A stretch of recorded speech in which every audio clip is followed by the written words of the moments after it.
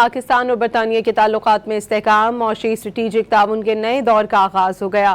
پاکستان سفارتی، اقتصادی اور اسٹریٹجک شراکت داریوں کو مزید مستحکم بنانے کے لیے عالمی سطح پر فعال روابط کو فروغ دے رہا ہے۔ پاکستان اور برطانیہ کے درمیان تعلقات کو مزید مضبوط بنانے اور مختلف شعبوں میں تعاون بڑھانے کے عزم کا اعادہ کیا گیا۔ وزیر اعظم شہباز شریف اور برطانوی نیشنل سیکیورٹی ایڈوائزر جوناتھن پال کے درمیان اہم ملاقات ہوئی، جس میں سیکیورٹی، تجارت، سرمایہ کاری اور ترقیاتی تعاون کو مزید وسعت دینے پر اتفاق کیا گیا۔ برطانیہ نے پاکستان کے اصلاحاتی ایجنڈے اور مختلف شعبوں میں تعاون بڑھانے میں گہری دلچسپی کا اظہار کیا۔